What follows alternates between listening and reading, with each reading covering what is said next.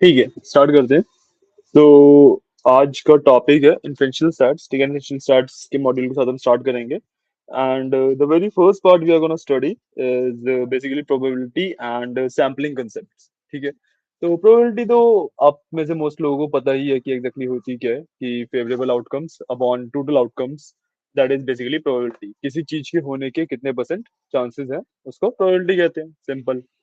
And when we are talking about sampling concept, तो वो थोड़ा सा आपके लिए नया है। तो सबसे पहले प्रोबेबिलिटी के ऊपर बात करते हैं।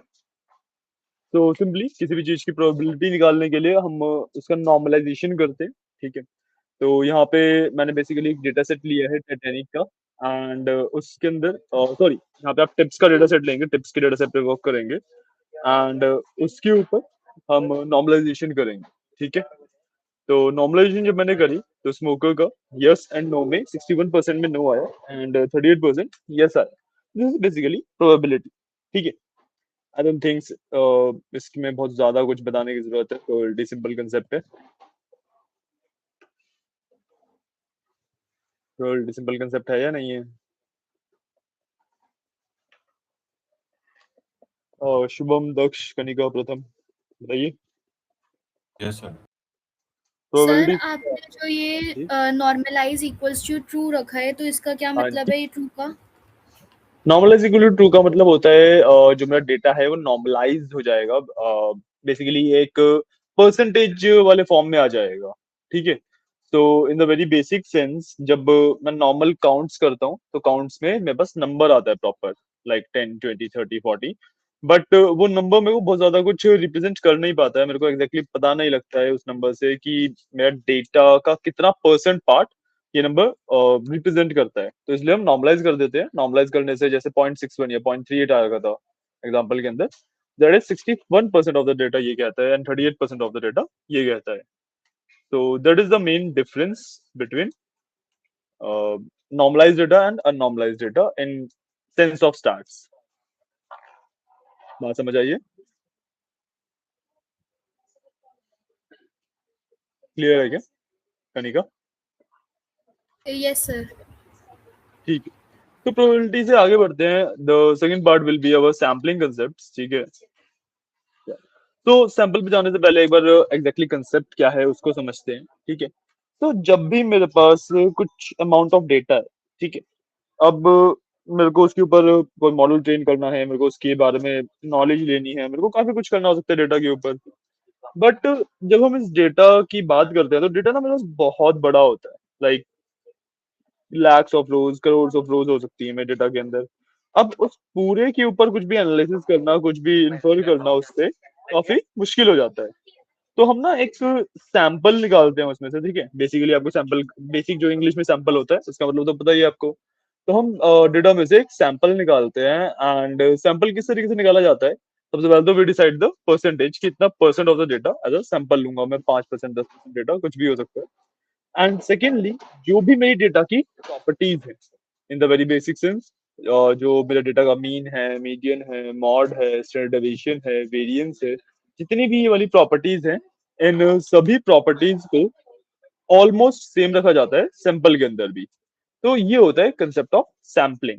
ठीक है, एक डेटा में से कुछ पोर्शन ऑफ द डेटा में निकाल रहा हूँ फॉर एनालिसिस, ताकि मैं क्योंकि डेटा कम होगा तो एनालिसिस बहुत जल्दी कर पाऊंगा। तो मैं बेसिकली एक सैंपल निकाल रहा हूँ एंड उस सैंपल की प्रॉपर्टीज मेरे जो मेन डेटा है उसके सिमिलर होती है। एग्जैक्टली सेम होना पॉसिबल नहीं है, तो सिमिलर होती है। अगर मान लो mean of my main data is 3, तो सैंपल का भी 3 के आसपास हो, 2.9, 3.1, कुछ इस तरीके का ही मीन हो। ठीक है, तो ये होता है सैम्पलिंग कंसेप्ट। तो अब जो ये पोर्शन ऑफ द डेटा 10%, 5% वाला जो निकाला, उसको तो हमने सैंपल बोला। जो होल डेटा है, लाइक 100% ऑफ द डेटा है जिसमें से सैंपल निकलता है, उसको कहा जाता है पॉपुलेशन। ठीक है, तो दो कंसेप्ट होते हैं, पॉपुलेशन के एंड सैंपल के।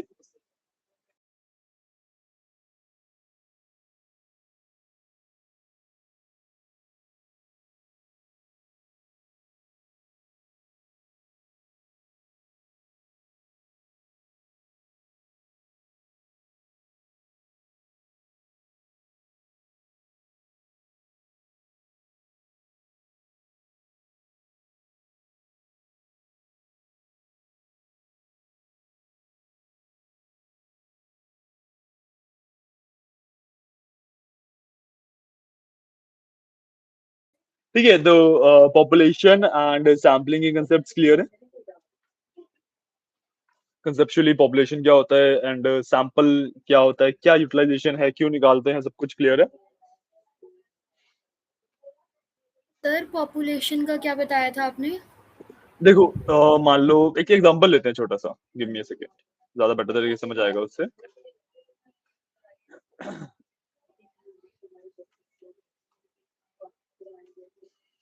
ठीक है, तो मान लो मेरे पास 100 रोज है। ठीक है, अभी के लिए एग्जांपल में हम 100 रोज ले रहे हैं, जो मेरा मेन डेटा है। इसमें से मैंने 10% निकाला, तो मेरे पास 10 रोज आ गई एज माय सैंपल। ठीक है, तो जो ये वाला पार्ट है, this is my sample, and जो ओरिजिनल 100 रोज थी, दैट इज माय पॉपुलेशन। ठीक है, मेक सेंस, बात समझ आ रही है। पॉपुलेशन में से आप एक सैंपल निकालते हैं हमेशा।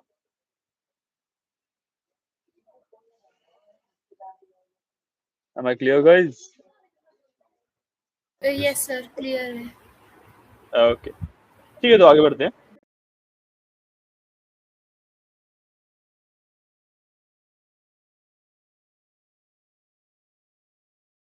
ठीक है, तो पॉपुलेशन का कंसेप्ट क्लियर है आपको, आपको सैंपल का कंसेप्ट क्लियर है। इसका कोड वाइज देखते हैं एग्जैक्टली कोड में क्या होता है। तो before that what I will do is, मैं आपके ग्रुप पे ना एक बार जो इन्फेंशियल स्टैट्स की भी फाइल है वो शेयर कर रहा हूँ। कई लोगों के पास, आपके पास ऑलरेडी होगी, कई लोगों को अभी हम शेयर कर रहे हैं। ठीक है, तो just give me a second.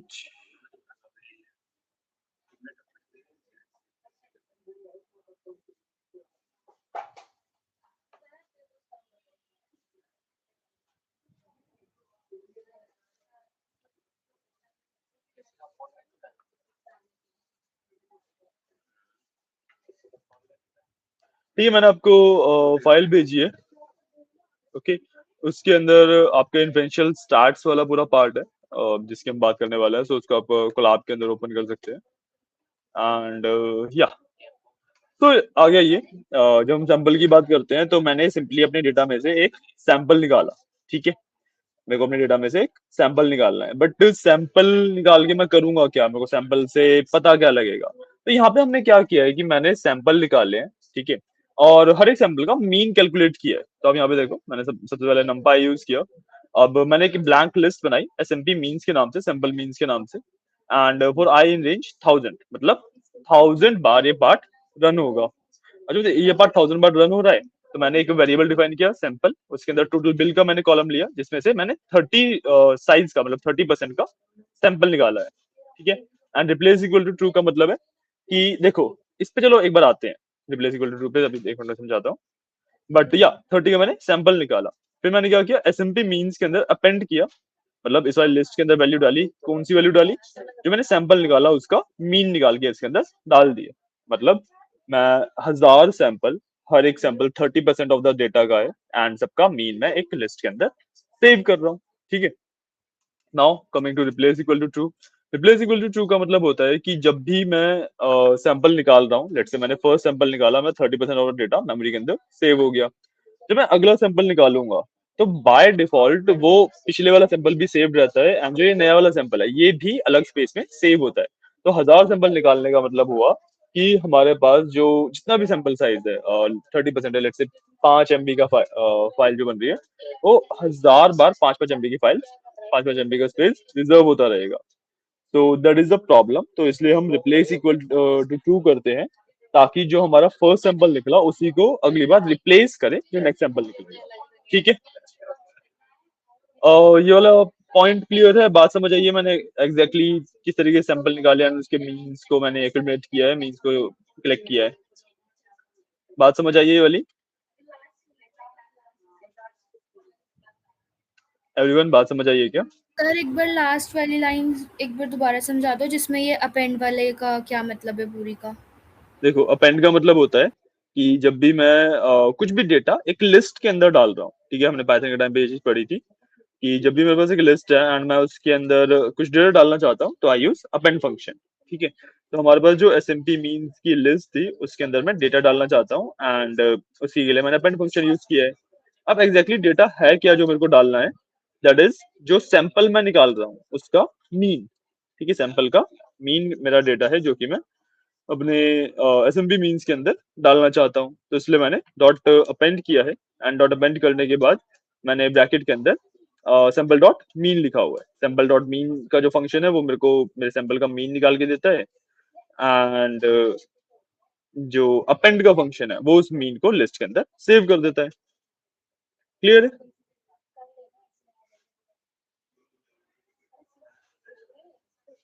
Clear है क्या? Yes sir. ठीक है, तो this is the basic idea behind your sampling concept. ठीक है, अब हमने एग्जैक्टली जो मीन निकाले हैं वो क्यों निकाले हैं? हमने मीन ना इसलिए निकाले हैं ताकि हमें एक चीज वेरीफाई कर सके कि जो सैंपल्स होते हैं क्या उनकी प्रॉपर्टी एग्जैक्टली जो हमारा मेन पॉपुलेशन है उसकी जैसी होती है या नहीं होती है, तो हमें ये चीज कंफर्म करनी है। अब देखो आंसर मैं इसका पहले ही बता देता हूँ कि भाई या मैक्सिमम सैंपल्स की प्रॉपर्टीज हमारे जो मेन पॉपुलेशन है उससे सिमिलर होती हैं, बट कई सारे सैंपल साइजेस ऐसे भी होंगे, कई सारे सैंपल्स ऐसे भी होंगे जिसकी प्रॉपर्टीज जो है वो कम्प्लीटली डिफरेंट है। तो इट्स ऑफ वाइड स्पेक्ट्रम, जो हम आगे प्लॉटिंग करेंगे उसमें भी आप ये चीज देख पाएंगे। तो मैंने आगे क्या किया, मैंने सिंपली एक हिस्टोग्राम प्लॉट कर दिया है इसका। ठीक है, एंड जब मैंने हिस्टोग्राम प्लॉट किया तो कुछ इस तरीके का हिस्टोग्राम आ रहा है। ठीक है, और मैंने ना साथ ही टोटल बिल का मीन भी निकाला। मैंने सैंपल्स जो यहाँ पे लिस्ट बनाई थी, एसएमपी मीन्स की जो मैंने लिस्ट बनाई थी यहाँ पे, उसको मैंने एसएमपी मीन्स देखो यहाँ पे हिस्टोग्राम में प्लॉट कर दिया। एंड साथ ही मैंने टोटल बिल का मीन भी निकाला ताकि मैं वेरीफाई कर सकूं कि एग्जैक्टली प्रॉपर्टी सेम है या नहीं है। तो अगर मैं सबसे पहले सिर्फ हिस्टोग्राम की बात करूं तो इसके अंदर आप देखोगे कि जो मैक्सिमम पीक है मेरे हिस्टोग्राम की, जो पीक है वो अराउंड 20 है। राइट, यहाँ पे दिख रहा है अराउंड 20 के आसपास इसकी पीक है। दिख रहा है, समझ आ रहा है क्या बोल रहा हूँ?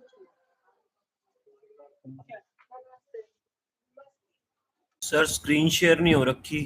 स्क्रीन शेयर नहीं हो रखी है और मेरे को तो स्क्रीन शेयर दिख रहा है। मैं एक बार रोक के दोबारा कर देता हूँ, गिव मी अ सेकंड।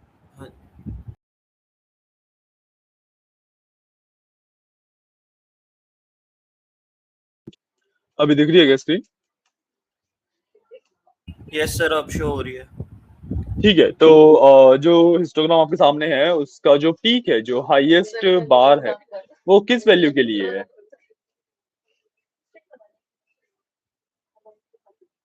बताइए देख के।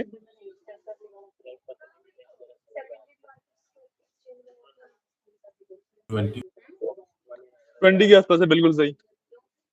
तो जो हमारे यहाँ पे हाईएस्ट बार है वो 20 के आसपास है। और अगर मैं नीचे यहाँ पे मीन की वैल्यू देखूंगा तो मीन की वैल्यू इज 19.78। ठीक है, तो जो मेरा पॉपुलेशन का मीन था एंड जो मेरे सैंपल का एक्यूमुलेटेड मीन है वो ऑलमोस्ट सिमिलर है। राइट, तो सैम्पलिंग मेरी अच्छे से हो पाई है। सैम्पलिंग का कंसेप्ट ही ये होता है।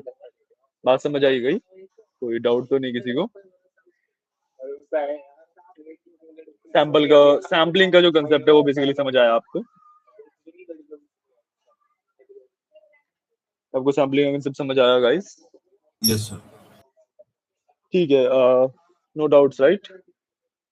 नहीं, कोई इशू नहीं, no doubts right? Right sir. ठीक है, so yeah, this was your basic concepts of probability and sampling। ठीक है, प्रोबेबिलिटी तो हम इतना ज्यादा यूज नहीं करेंगे क्योंकि हमारे पास when we are talking about inferential stats तो जो मेजरिंग वैल्यू होती है similar to probability, but exactly जो मीनिंग वाइज काफी डिफरेंट हो जाती है, दैट इज कॉन्फिडेंस। ठीक है, हम कॉन्फिडेंस इंटरवल्स या फिर कॉन्फिडेंस की वैल्यू के ऊपर बात करते हैं। ठीक है, तो नेक्स्ट कंसेप्ट हम वहीं से स्टार्ट करेंगे कि एग्जैक्टली कॉन्फिडेंस क्या है and how it is different from probability.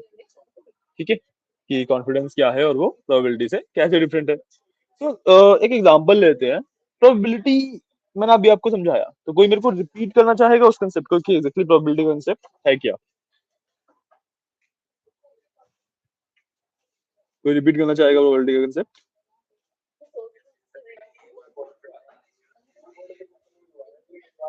ठीक है, तो बेसिकली प्रोबेबिलिटी का कंसेप्ट है कि भाई इतने परसेंट चांसेस हैं एक पर्टिकुलर चीज होने के। Right, that is probability. अगर मैं एक सिंपल सा एग्जांपल लूं, कि लेट्स से मेरे पास एक बॉक्स है, उसके अंदर 5 रेड बॉल्स हैं एंड 5 येलो बॉल्स हैं, एंड मैंने एक बॉल निकाली रैंडमली। तो भाई मेरे पास एक रेड बॉल आने के चांसेस हैं 50%, प्रोबेबिलिटी उसकी 50% है। ठीक है, this is the real life chances कि अगर मैंने 100 बार बॉल निकाली तो 50 बार में मेरे पास रेड ही आएगी। ठीक है, this is probability, real life chances. ठीक है, बट अगर मैं कॉन्फिडेंस की बात करूं तो कॉन्फिडेंस का कंसेप्ट थोड़ा सा डिफरेंट हो जाता है। और मैं कॉन्फिडेंस का कंसेप्ट एक्सप्लेन करना चाहूँ आपको, तो आपने वेदर एप्स देखे होंगे। ठीक है, वेदर एप्स के अंदर जब भी बारिश होने वाली होती है तो वहां पे एक परसेंटेज लिखा आता है कि भाई रेन 100%, 70%, 60%, 23%, समथिंग समथिंग ऐसे परसेंटेज लिखे आते हैं। ठीक है, सो यूजुअली हमें क्या लगता है कि जो परसेंटेज है दैट रिप्रेजेंट्स कि कितने परसेंट चांसेस हैं रेन होने के, राइट, कितने परसेंट चांसेस हैं बारिश होने के। बट एग्जैक्टली वो ये चीज नहीं रिप्रेजेंट करता है। वो क्या रिप्रेजेंट करता है? वो रिप्रेजेंट करता है जो भी हमारा वेदर स्टेशन है, जो भी हमारा वेदर मॉनिटरिंग स्टेशन है, उसकी कॉन्फिडेंस कितना है कि भाई बारिश हो सकती है। तो लेट्स से बेसिकली मेरे जो वेदर डिलीवरी सिस्टम है उसके अंदर हमने मल्टीपल पैरामीटर्स होते हैं, wind speed, humidity, sun rays, cloud positioning, काफी सारे पैरामीटर्स होते हैं। तो इन पैरामीटर्स के बेसिस पे जो एल्गोरिथम्स हैं वहां पे उन्होंने प्रिडिक्ट किया कि भाई बारिश होने वाली है। बट साथ में ना ये एल्गोरिथम कॉन्फिडेंस की वैल्यू भी देती हैं कि भाई in the very basic sense कि इतने परसेंट हमें लगता है कि बारिश होने वाली है। It's not real life probability. ठीक है, प्रोबेबिलिटी हमेशा रियल लाइफ की होती है, तो वो real life percentage, real life chances नहीं होते। बट दैट इज कि भाई जो हमारा वेदर मॉनिटरिंग सिस्टम है, जो भी उसको ऑपरेट कर रहा है, उनको कितने परसेंट चांसेस लगते हैं बारिश होने के। तो जब भी आप एक 100% देखते हैं तो इसका मतलब ये नहीं है कि 100% चांसेस है बारिश होगी। उसका सिंपल सा मतलब ये होता है कि जो हमारा वेदर स्टेशन है उसमें जो एल्गोरिथम रन हो रही है, वो एल्गोरिथम को लगता है कि बारिश होगी, एंड उस पे उसको अपने की ये बारिश होगी इस प्रिडिक्शन पे उसको 100% कॉन्फिडेंस है। आगे चल के जब हम मशीन लर्निंग वगैरह के कंसेप्ट को पढ़ेंगे तो उसके अंदर हम कॉन्फिडेंस लेवल को काफी अच्छे से यूज भी करेंगे। तो कॉन्फिडेंस का कंसेप्ट भी आई थिंक क्लियर है, इसमें कोई डाउट है क्या?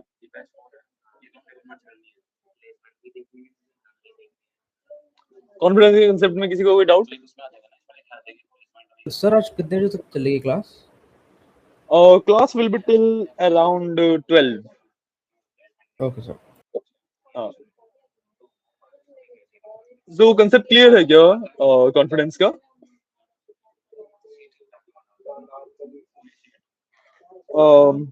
ठीक है, एज्यूमिंग आपको कॉन्फिडेंस का कंसेप्ट क्लियर है, आगे चलते हैं। हमारे पास अब थोड़ा सा मेन हम स्टार्ट्स वाले तरफ बढ़ेंगे। ठीक है, हमने बेसिक जो आइडिया चाहिए था वो सब ले लिया है। ठीक है, we will move toward some main facts.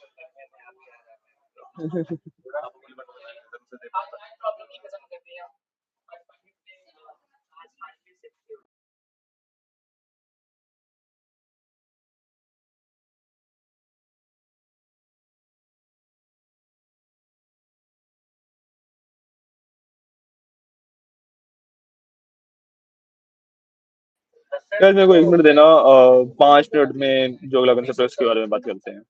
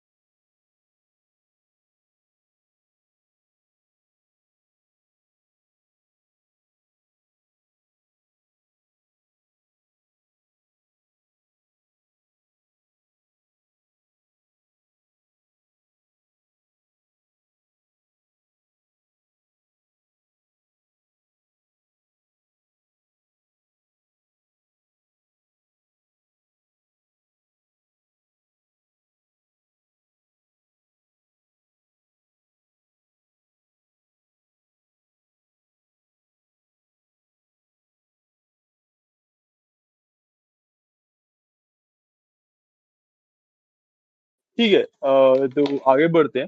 ठीक है, हमने जो कॉन्फिडेंस के बारे में पढ़ा अभी, कॉन्फिडेंस आई होप सबको क्लियर होगा। एंड उसके बाद जो नेक्स्ट कंसेप्ट हम पढ़ेंगे दैट विल बी, अब बेसिकली हम प्योर स्टार्ट्स की तरफ अब थोड़ा सा पढ़ेंगे। ठीक है, स्टार्ट्स में जो इन्फ्लेशन स्टार्ट में सबसे बेसिक पार्ट होता है that is called central limit theorem. ठीक है, सीटीएल इसके बारे में पढ़े, सीएलटी इसके बारे में पढ़ेंगे। सेंट्रल लिमिट थ्योरम बेसिकली कहती क्या है एंड उसका पर्पस क्या है। ठीक है, देखो वैसे तो कंसेप्ट काफी ज्यादा सिंपल है। ठीक है, सिंपल सा कंसेप्ट ये है सेंट्रल लिमिट थ्योरम का कि भाई मेरा जो सैंपल का साइज है वो डिटरमाइन करता है कि मेरा जो हिस्टोग्राम होगा वो कितना स्प्रेड होगा। जितना ज्यादा मेरा सैंपल का साइज होगा, जितना बड़ा मेरा सैंपल साइज होगा, उतना कम मेरा हिस्टोग्राम स्प्रेड होगा। मतलब higher sample size thinner histogram, और लोअर सैंपल साइज एक थिकर हिस्टोग्राम। ठीक है, और थिनर हिस्टोग्राम होने का फायदा क्या है? थिनर हिस्टोग्राम होने का फायदा ये है कि जब भी मैं हिस्टोग्राम को यूज करूंगा to fetch properties of my data, तो मेरे पास जो डेविएशन है वो बहुत कम होगी, मीन के बहुत ज्यादा क्लोजर होऊंगा मैं कंपेयर टू जब मेरे पास सैंपल साइज काफी छोटा है। तो very basic sense, higher sample size और thinner histogram, lower sample size basically thicker histogram. And thicker histogram में जो सेंट्रल लिमिट है, मतलब जो मीन की वैल्यू है जो सेंटर में आ रही है, वो स्प्रेड हो जाती है काफी। तो मेरे को लाइक एक काफी बड़ी रेंज मिलती है। And when we are talking about smaller larger sample size, तो मेरा जो हिस्टोग्राम है वो थिनर हो जाता है, पतला हो जाता है। एंड जो मेरी रेंज है टू फाइंड द मीन या to find the central limit, वो काफी छोटी हो जाती है। तो मैं क्लोजर आ जाता हूँ सेंट्रल लिमिट के कंपेयर टू जब मेरा सैंपल साइज छोटा था। ठीक है, इसी का एक प्रैक्टिकल एग्जांपल भी देख लेते हैं। तो यहाँ पे देखो मैंने सेम सैम्पलिंग वाला कंसेप्ट ही किया है, बट इस बार मैंने दो लिस्ट ली है। एक में मैंने 10% का सैंपल साइज लिया है, एक में मैंने 50% का सैंपल साइज लिया है। दोनों में हजार हजार सैंपल्स डाले हैं और वही मीन निकाल के डाला है। ठीक है, उसके बाद मैंने दोनों को प्लॉट कर दिया है हिस्टोग्राम में। ठीक है, तो आप जब हिस्टोग्राम देखोगे तो this yellowish colour is n equal to 50 and this bluish colour is n equal to 10। तो जब आप n इक्वल टू 10 का हिस्टोग्राम, जो ब्लूइश वाला हिस्टोग्राम है, वो देखेंगे तो वो ज्यादा स्प्रेड आउट है। उसमें अगर मैं सेंट्रल पार्ट देखूं तो यहाँ से लेके यहाँ तक का सेंट्रल पार्ट होगा, which basically comes to 7.5 to almost 21 22, right? तो 18 से 21 का रेंज हो गया इसमें पूरा। बट अगर मैं बात करूंगा n इक्वल टू 50 में, जो सैंपल साइज मेरा बड़ा था, तो सैंपल साइज जब बड़ा था तो उसके अंदर जो सेंट्रल लिमिट है वो मेरी कुछ इस तीन की ले सकते हैं हम, राइट? जो कि is very close to, I think यहाँ पे हम कुछ 19 के आसपास इंज्यूम कर सकते हैं, 19 से सम 20.5 के आसपास, राइट? तो रेंज काफी छोटी हो जाती है। एंड जो सेंट्रल लिमिट हो रही होती है हमारी, वो ज्यादा क्लियर हमें नजर आती है। तो this is the basic concept of central limit theorem. ठीक है, सेंट्रल लिमिट थ्योरम और कुछ भी नहीं कहती, सिंपल सा उसका कंसेप्ट ये है कि जितना बड़ा मेरा सैंपल साइज होगा उतना थिनर मेरा हिस्टोग्राम बनेगा, या फिर उतनी क्लोजर टू सेंट्रल लिमिट में पहुंच पाऊंगा कंपेयर टू जितना, अगर मेरा सैंपल साइज बहुत छोटा है कंपेयर टू दैट, तो मैं सेंट्रल लिमिट तक बहुत टाइम लगेगा मेरे को पहुंचने में। ठीक है, तो this is the basic concept of central limit theorem. एक बार आपके पास कोड वगैरह सब कुछ है, आप उन्हें रन कीजिए डिफरेंट डिफरेंट सैंपल साइज के साथ, आप उनको टेस्ट कर सकते हैं। And once you are done, let me know, ताकि हम आगे बढ़ सकें। ठीक है।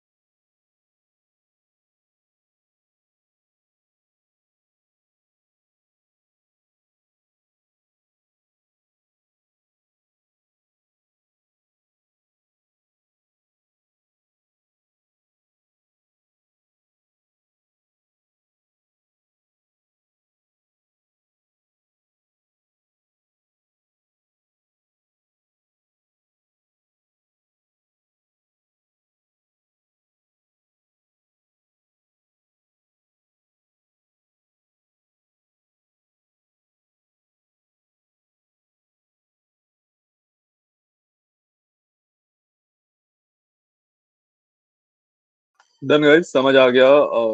ट्राई करके देख लिया क्या आपने?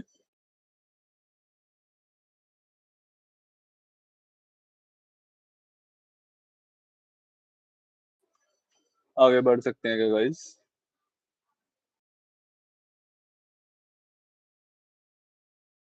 सर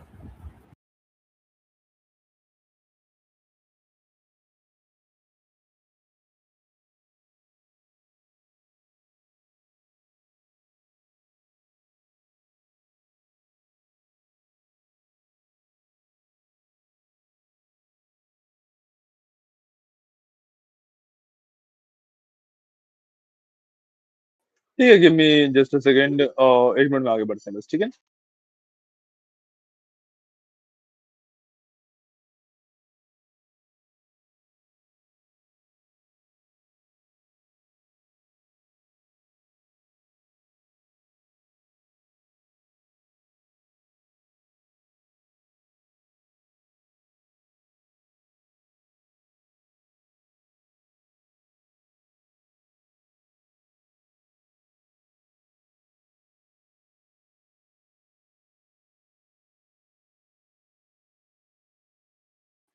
ठीक है। ठीक है, आगे बढ़ते हैं। सो नेक्स्ट कंसेप्ट जो हम पढ़ने वाले हैं, that will be confidence intervals की बात करेंगे हम। ठीक है, तो कॉन्फिडेंस का मतलब मैं आपको ऑलरेडी बता चुका हूँ, व्हाट इज कॉन्फिडेंस एग्जैक्टली। ठीक है, अब उसके बेसिस पे हम इंटरवल्स निकाल सकते हैं। ठीक है, कॉन्फिडेंस इंटरवल्स निकाल सकते हैं। एंड कॉन्फिडेंस इंटरवल से बेसिकली होता क्या है? कॉन्फिडेंस इंटरवल टेल्स अस कि भाई जो एक पर्टिकुलर रेंज है to find a particular value, ठीक है, विद द पर्टिकुलर कॉन्फिडेंस। वो रेंज क्या है? Basically lower and upper bound हम निकाल रहे होते हैं। ठीक है, तो लेट से एक एग्जांपल से इस चीज को समझते हैं कि मुझे ये चीज देखना है कि भाई जो मेरे डेटा है उसका जो मीन है वो किस रेंज में फॉल करता है, and I want to be 95% sure about that. ठीक है, कि 95% मेरे को उसके बारे में श्योरिटी चाहिए। तो जब मेरे को 95% श्योरिटी चाहिए, तो बेसिकली मैं उसके साथ जब कोड करूंगा एंड एवरीथिंग करूंगा, तो मेरे को अपर बाउंड और लोअर बाउंड दिया जाएगा, जिसके बीच में मीन फॉल करेगा उसका कॉन्फिडेंस मेरे को 95% होगा। ठीक है, इसी कंसेप्ट को जब कॉन्फिडेंस की वैल्यू मेरे पास होती है एंड मैं एक upper bound and lower bound निकाल रहा होता हूँ, इसी कंसेप्ट को वी कॉल कॉन्फिडेंस इंटरवल। ठीक है, कि भाई this is the interval, this is the range जिसके ऊपर मेरे को इतना परसेंट कॉन्फिडेंस था। ठीक है, तो this is the main concept of confidence interval. अब आई थिंक समझ आया होगा कॉन्फिडेंस इंटरवल का कंसेप्ट, बहुत ज्यादा मुश्किल नहीं है।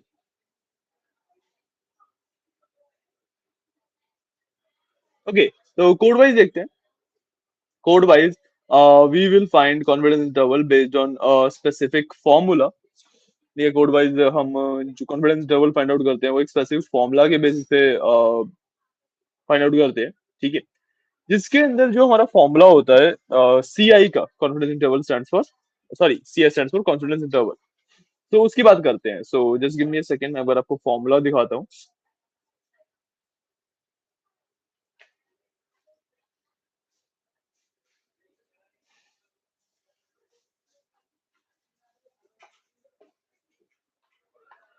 Just give me a second, okay.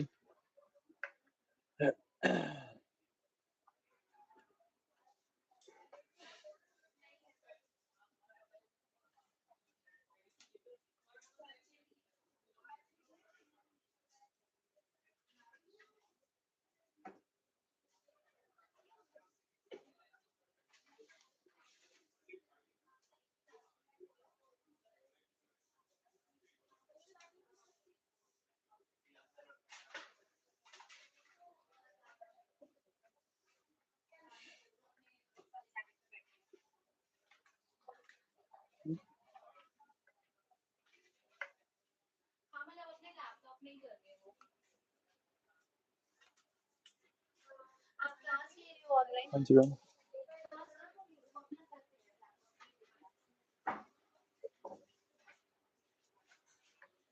ठीक है, तो जो उसका फॉर्मूला है मैं उसका एक बार लिंक आपको सेंड कर रहा हूँ। ठीक है, तो तो या इन्फेरेंशियल स्टेट्स सी फॉर्मूला आपके पास आया है। This formula is for confidence interval के लोअर एंड अपर बाउंड निकालने के लिए ये फॉर्मूला यूज किया जाता है। एंड इसके बीच में अगर आप देखोगे तो एक प्लस माइनस का सिंबल एग्जिस्ट करता है। तो वो रिप्रेजेंट करता है कि वहां पे आपका प्लस भी हो सकता है एंड माइनस भी हो सकता है। तो जब आप x के अंदर प्लस करते हैं तो that gives you your upper bound, and जब आप माइनस करते हैं तो that gives you your lower bound. ठीक है, अब इसके अंदर ना आप एक चीज और नोटिस करेंगे, सॉरी इसके अंदर नहीं है, बट या तो एक बार इस चीज को हम प्रैक्टिकली करके भी देख लेते हैं। ठीक है, इस चीज को हम प्रैक्टिकली करके देख लेते हैं कि भाई प्रैक्टिकली क्या आता है इसका। तो अगर आप यहाँ पे कोड वाइज देखो, ठीक है, तो ऊपर वाला तो मीन निकाला है, स्टैंडर्ड डेविएशन निकाला है, स्टैंडर्ड एरर निकाला है। एससी का मतलब होता है स्टैंडर्ड एरर। स्टैंडर्ड एरर निकालने के लिए आप basically S upon root N कर देते हैं, एंड रूट एन पाइथन में करने के लिए हम उसको सिंपली मल्टीप्लाई सॉरी उसको एन की पावर दे देते हैं 0.5, 1/2 पावर देते हैं तो रूट एन बन जाता है ना। रिमेंबर मैथ्स में पढ़ा होगा आप लोगों ने ये चीज, आई होप आप लोगों को याद है। तो this becomes my standard error, and जो यहाँ पे जो मैंने फोटो भेजी है आपको उसके अंदर अगर आप देखोगे तो एस अपॉन रूट एन वाला पार्ट है, तो मैं T into simply standard error भी लिख सकता हूँ। तो वही सेम चीज यहाँ पे करी हुई है मैंने। ठीक है, मैंने यहाँ पे टी क्रिटिकल कैलकुलेट करने के लिए साइपाई में से स्टार्ट्स का जो मॉड्यूल है उसको इंपोर्ट किया, एंड उसके अंदर से एक फंक्शन इंपोर्ट किया, क्लास इंपोर्ट करी कॉल्ड टी। ठीक है, मैंने टी क्लास इंपोर्ट करी। अब जो मेरी टी क्लास है वो टी क्रिटिकल वैल्यूज फाइंड करने के लिए यूज की जाती है, एंड इसके लिए मेरे पास डिफरेंट डिफरेंट फंक्शंस हो सकते हैं। तो फंक्शन जो मैंने यूज किया है टी क्रिटिकल वैल्यू फाइंड करने के लिए, that I have used is point precision function.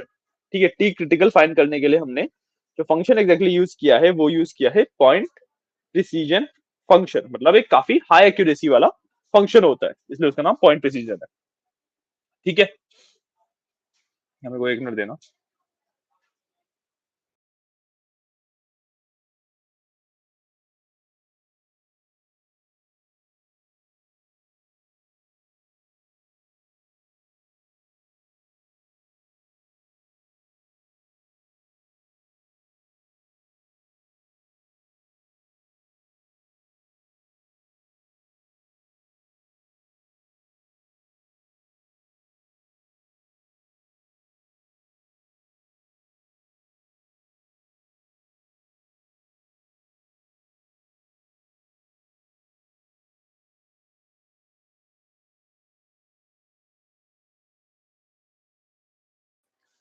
ठीक है, तो कंटिन्यू करते हैं।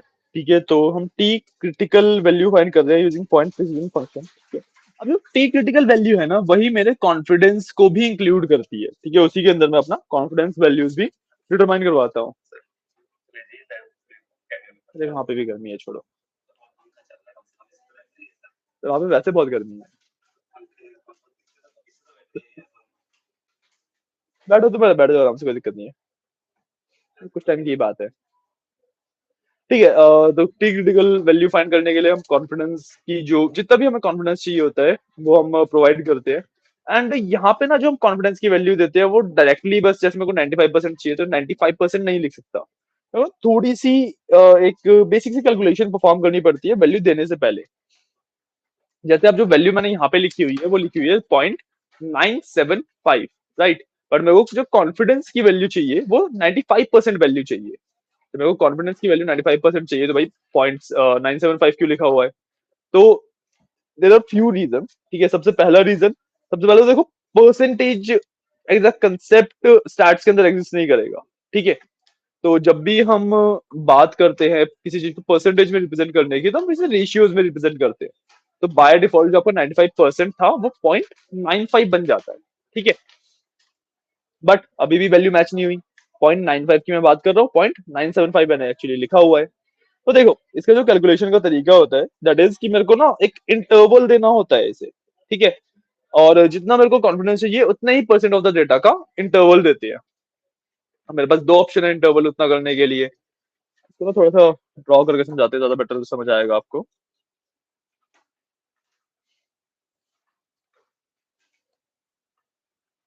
ठीक है, मेरा गोल समझो क्या है, मेरा गोल है 95% कॉन्फिडेंस अचीव कर पाना। ठीक है, तो let's say this is the min and max of my data. ठीक है, अब इसमें से मुझे 95% ऑफ द डेटा निकालना है, क्योंकि जितना मेरे को कॉन्फिडेंस अचीव करना होता है उतना ही मैं डेटा फेच करता हूँ। हाँ, मेरे पास दो ऑप्शन है, या तो मैं जीरो से लेके सीधा सीधा 95% ऑफ द डेटा जहां पे भी आएगा, दिस इज लेट्स से 95% का मार्क, तो यहां तक मैं सीधा सीधा डेटा फेच कर लूंगा। ठीक है, इतना डेटा मैं फेच कर सकता हूँ। बट इसके अंदर प्रॉब्लम क्या है, जो हमारे पास लेफ्ट आउटलायर्स होंगे वो इंक्लूड हो गए, राइट में से चलो एक्सक्लूड हुए, बट राइट में से काफी सारी वैल्यूज भी एक्सक्लूड हो जाती है। ठीक है, तो हम ना सेंट्रल डेटा के ऊपर हमेशा जाना प्रेफर करते हैं। जैसे मेरे पास सेम अगर मैं लाइन दूं, ठीक है, मैं सेंट्रल डेटा के पास जाना प्रेफर करूंगा। ठीक है, कि भाई मैं बीच में से 95% ऑफ द डेटा निकाल लूं। अब बीच में से 95% ऑफ द डेटा निकालना है, तो मेरे को इक्वली दो तरफ इक्वल डेटा लीव करना पड़ेगा। ठीक है, अब देखो मेरे को छोड़ने वाला डेटा कितना था, 95% मेरे को चाहिए, तो 5% मेरे को छोड़ना है। 5% ऑफ द डेटा मेरे को छोड़ना है। इसको मैं दो पार्ट्स में डिवाइड कर देता हूँ, तो 2.5% मैंने यहाँ पे छोड़ दिया, एंड 2.5% ही मैंने यहाँ पे छोड़ दिया, तो ये मेरा ऑटोमेटिकली 95% बनेगा, क्योंकि 2.5 प्लस 2.5 प्लस 95 आपका 100 हो जाता है। Make sense? बात समझ आ रही है? बात समझ आ रही है क्या? बात समझ आ रही है क्या? Guys, anyone reply? Sir sorry Amit, क्या बोला आपने? आ गए सर। हाँ, आ गई ना? ठीक है। सर इसकी रिकॉर्डिंग हो जाएगी ना, मिल जाएगी ना सर? हाँ, रिकॉर्डिंग हो रही है इसकी, नो इश्यूज, रिकॉर्डिंग मिल जाएगी आपको। ठीक है, सो या मेरे पास 95% ऑफ डेटा मैं इस तरीके से फेच कर लेता हूँ। अब ना वैल्यू में क्या देता हूँ, अगर आप वैल्यू वाइज देखो तो this is 0, this is 2.5, and जो ये वाली वैल्यू आएगी एंड वाली value, this is 0 point, sorry ये 0.25 होगा, ये 2.5 नहीं होगा, दिस विल बी 0.25। ठीक है, तो जो ये वाली वैल्यू होगी दैट विल बी 0.975। ठीक है, तो यहाँ पे हमारी इस रेंज की एंडिंग वैल्यू होगी दैट विल बी 0.975, और मैं यही वैल्यू वैल्यू से प्रोवाइड करता हूँ, क्योंकि जितना बचा हुआ स्पेस होता है वो उतना ही बचा हुआ स्पेस फ्रंट से भी ऑटोमेटिकली रिमूव कर देता है। सो 1 में और 0.975 में 0.025 का डिफरेंस है। ये 0.025 होगा, ये वैल्यू मैंने अगेन गलती की है। हाँ जी, एक मिनट देना गाइस मेरे को।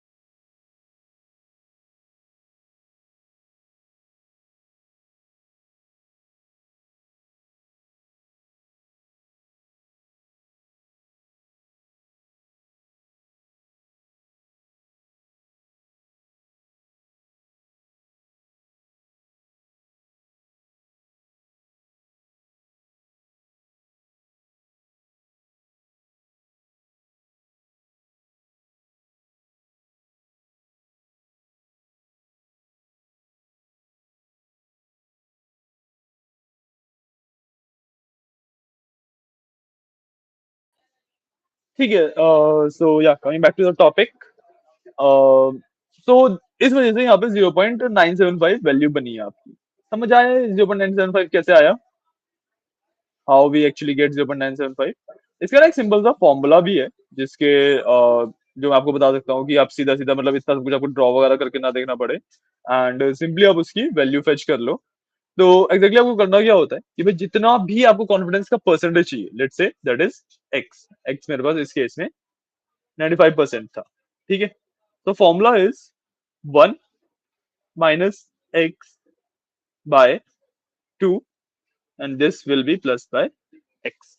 तो X plus 1 minus X by 2, जैसे 95% चाहिए, ठीक है।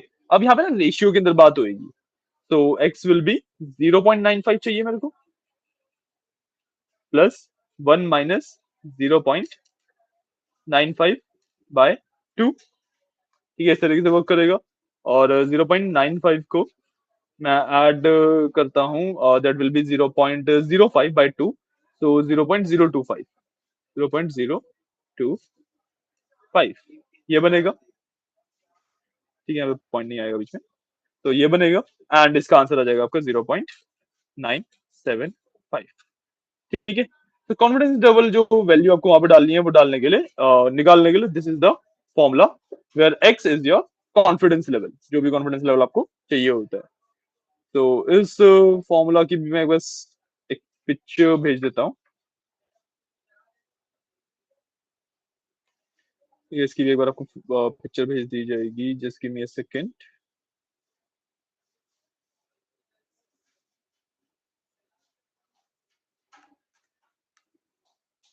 ये इसकी मैंने आपको एक पिक्चर भेज दी है, ये आपको कॉन्फिडेंस लेवल फाइंड किया आपने इसको यूज करके, एंड जब मैंने यहाँ पे टी पॉइंट प्रेजेंट फंक्शन के अंदर ये कॉन्फिडेंस वैल्यू डाली, उसके बाद फिर मैंने प्लस माइनस वाला जो फॉर्मूला था जो ऊपर भेजा हुआ है वो अप्लाई किया, ठीक है। तो जो फॉर्मूला था that is x bar which is mean plus minus T critical into s upon root n, तो एस अपॉन रूट एन मेरा स्टैंडर्ड एरर बन गया, ठीक है। तो एक्स बार जो हमने मीन की वैल्यू करी थी, तो यहाँ पे एम मीन है मेरा, तो M plus minus T critical into standard error, तो माइनस वाला इज फॉर लोअर, प्लस वाला is for upper, simply lower and upper bound आ गया। अब यहाँ पे देखो इस वैल्यूज का मतलब क्या है, इस वैल्यूज का मतलब ये है कि जब हम जो हमारा मेन ये है कॉलम, इसका मीन निकालते हैं तो वो मीन की वैल्यू 18.6 से 20.90 के 20.9 के बीच में फॉल करेगी, एंड इस चीज पे हमें 95% कॉन्फिडेंस है, इस चीज को लेके हम 95% कॉन्फिडेंट है। आई है बात समझ,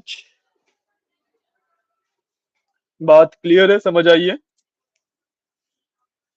यस सर। कॉन्फिडेंस वगैरह वाली बात पे कोई डाउट किसी को? कॉन्फिडेंस इंटरवल वगैरह की जो ये हमने बात करी अभी अभी, इस पे किसी को कोई डाउट?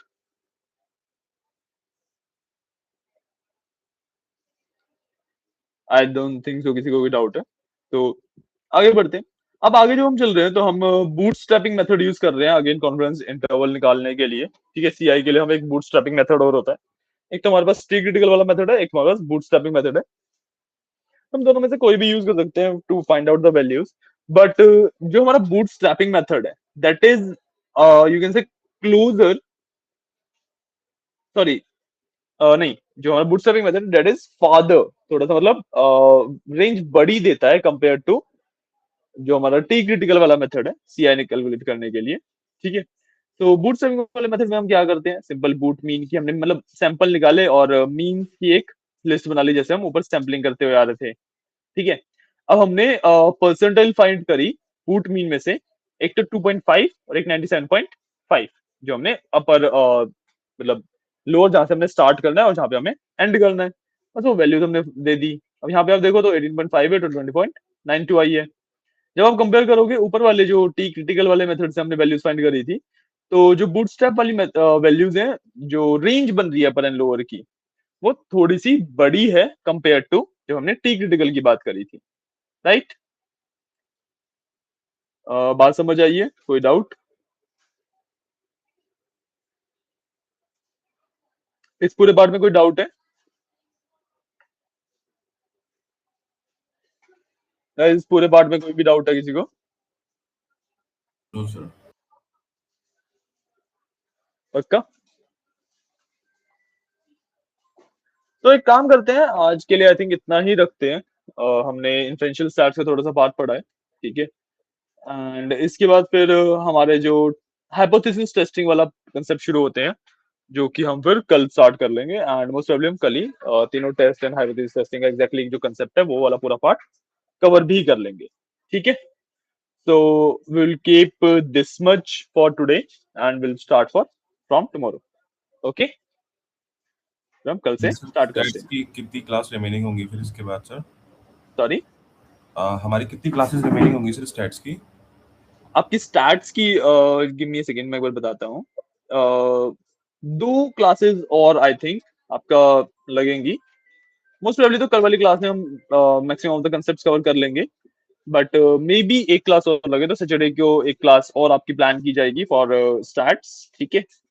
एंड उसके बाद फिर आपका एजाइल वाला पार्ट स्टार्ट होगा, और एजाइल वाला part most probably next week से ही होगा। सैटरडे को मत करना। और ठीक है, मैं क्या कह रहा हूँ, मोस्ट प्रोबेबली आपकी कल ही खत्म हो जाएगा स्टैट्स वाला part. By chance there are like very low chances कि हमें सैटरडे को क्लास प्लान करनी पड़ी, और अगर करनी पड़ी तो उसको फिर हम मैनेज कर लेंगे, छोटे मोटे ही कंसेप्ट बचे होंगे। एंड संडे को हम क्लास नहीं रखेंगे, डोंट वरी। बट फिर लेट थोड़ी रखना आप सैटरडे को। सैटरडे को थोड़ी लेट, ओके। या और कितना लेट, कितना प्लान कर रहे हो, कितने बजे तक ज्वाइन कर पाओगे? 3 मान 11? लो अगर नहीं नहीं अच्छा, नहीं। Okay okay okay, like proper in the afternoon. या ठीक है, लेट्स विल प्लान अकॉर्डिंगली। ठीक है, मैं जैसे भी रहता है आपको अपडेट दूंगा। एक बार कल वाली क्लास होने देते हैं, एंड उसके बाद जैसे भी हमारे पास जो भी टॉपिक्स वगैरह बचेंगे उसके हिसाब से डिसाइड करेंगे कल, ठीक है। Okay sir. ओके, तो आज के लिए हम इतना ही पार्ट रखते हैं, ठीक है। We will meet tomorrow and yeah we will start with the hypothesis testing part. तो चलिए, thank you and have a nice day, bye bye. Thank you sir.